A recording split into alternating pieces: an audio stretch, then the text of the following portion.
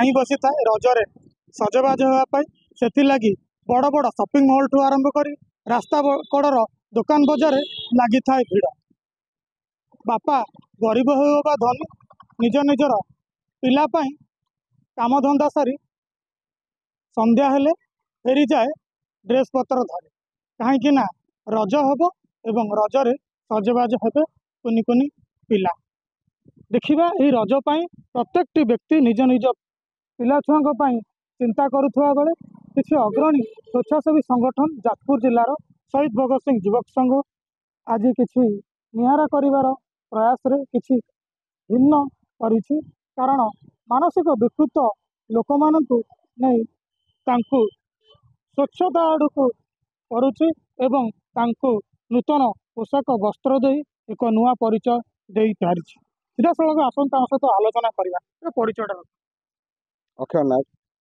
देखिए बर्तमान रजर पर्व समस्त पाखे नुआ पिठापणार आनंदर उत्सव आपण मैंने मानसिक दुख पाखु आसी पहुँचे कौन आज्ञा এটা তো শহীদ ভগৎ সিং যুবক সংঘর প্রতিবর্ষ কার্যক্রম। আমি প্রতিবর্ষ যেତିক ভিন্নক্ষম বুলুଛନ୍ତି ଭିନ୍ନକ୍ଷମ ପାଗଳା ଆମେ ସବୁ ଗାଧୋଇ ପାଧୋଇ ତାଙ୍କ ମାନେ ଚୁଟି ଫୁଟି କାଟିକି ତାଙ୍କ ନୂଆ ଡ୍ରେସ୍ ପିନ୍ଧେଇ ସବୁ ଇଏ ଭଗତ ସିଂ ଯୁବ ସଂଘର ଇଏ ଗୋଟେ କାର୍ଯ୍ୟକ୍ରମ ମାନେ ନୀତିଦିନିଆ କାର୍ଯ୍ୟକ୍ରମ କହିଲେ ବର୍ଷକୁ ଥରେ ଇଏ ହୁଏ।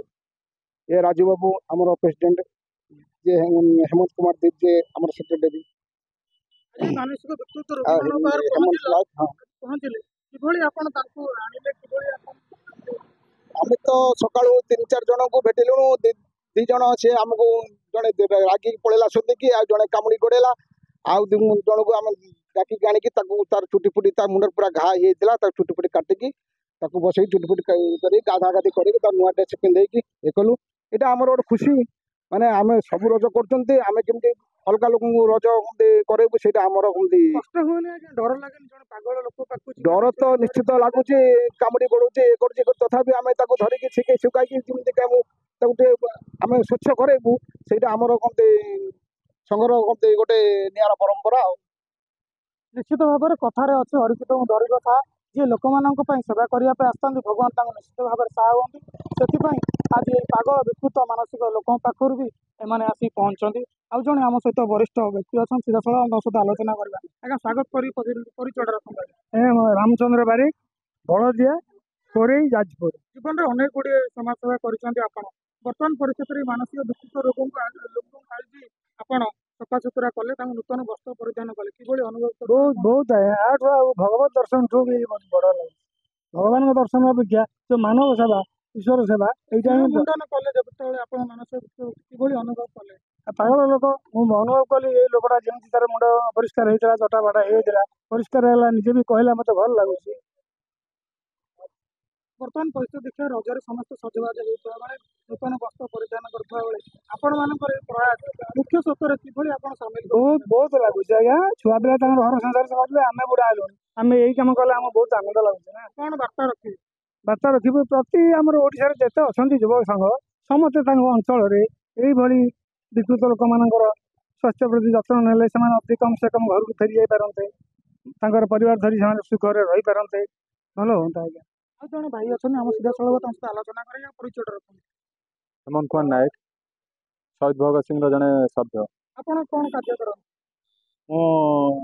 चोरदा इलेक्ट्रिकल सेक्शन में जड़े लाइनमैन हिसाब से कार्यरत निज समय अतिबाहित कर आज मानसिक विकृत लोक मान पाखे आज पहुँचती कहीं मु प्रथम मोर बड़ भाई राजू भाई समाज सेवा प्रेरणा रे मु युवक संघ को अंशग्रहण कर राजू भाई आदर्श और जो परोपकार प्रीति आमको आकृष्ट करी चाकरी करी जिते समय पाए यही संघरे मो समय दिए।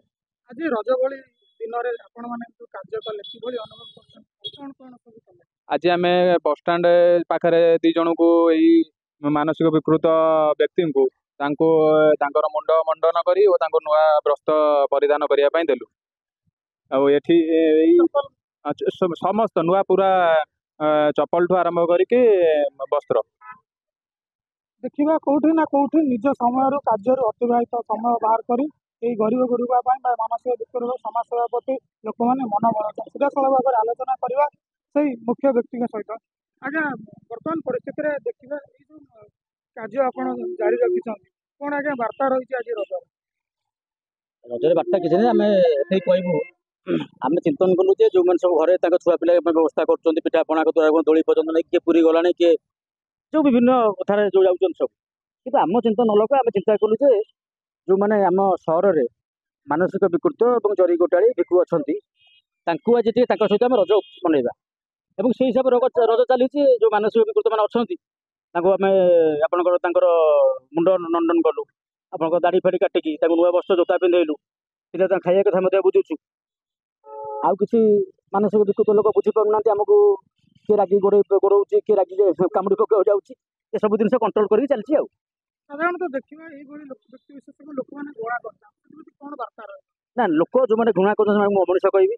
ଏବଂ ଆପଣମାନେ ଦେଖୁଥିବେ ଆମ ବଜାର ସହରରେ ଯେଉଁମାନେ ମାନସିକ ବିକୃତ ଲୋକ ଅଛନ୍ତି, ତାଙ୍କୁ ଟେକାଟେ ଫୋପାଡ଼ି ଦେ, କିଏ ଗୋଟେ ଆମ୍ବ ଫୋପାଡ଼ି ଦେ, ସେ ଆହୁରି ଚିଡ଼ିକି ଟିକେ ଉତ୍ତେଜିତ ହେଉଛି। ଯେଉଁ ଖରା ହେଉଛି ସେ ମଧ୍ୟ ତା ମୁଣ୍ଡର ଭେନ୍ ଫାଟିଯିବ, ସେ ଲୋକ ମରିଯିବ। ଏ ଲୋକ କିଛି ବୁଝିପାରୁନି, କିନ୍ତୁ ସେ ଲୋକ ଏ ପାଗଳମାନଙ୍କୁ ନା ମାନସିକ ବିକୃତ ଭାଇମାନଙ୍କୁ ଯେଉଁ ଟେକା ଫୋପାଡୁଛି କିମ୍ବା ତାକୁ ଚିଡ଼ଉଛି, ତାର ନିବୃତ୍ତ ହେଉ ଏବଂ ମାନସିକ ବିକୃତ ଲୋକମାନଙ୍କୁ ଯେତେ ଆମେ ଭଲ ପାଇବା ତା ମାନସିକ ପରିବର୍ତ୍ତନ ହେବ ଏବଂ ସେ ପାଗଳ ରହିବ ନାହିଁ। ଦେଖିବା କିଛି ନିଆରା ଚିନ୍ତାଧାରା।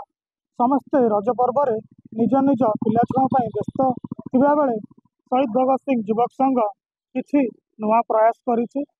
ମାନସିକ ବିକୃତ ଲୋକଙ୍କୁ ମୁଖ୍ୟ ସ୍ରୋତରେ ସାମିଲ କରିଛି ଏବଂ ସେମାନଙ୍କୁ ନୂତନ ବସ୍ତ୍ର, ଖାଦ୍ୟ ଏବଂ ଜୋତା ପରିଧାନ କରି ଏକ ନୂତନ ଚିନ୍ତାଧାରା କରାଇଛି ଏବଂ ସମାଜରେ ବଞ୍ଚିବା ପାଇଁ ନୂଆ ପ୍ରୟାସ କରିଛି।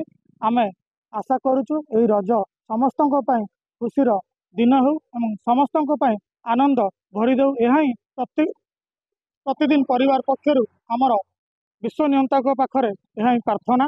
ଯାଜପୁରରୁ ଚକ୍ରଧର ଦାସ, ପ୍ରତିଦିନ।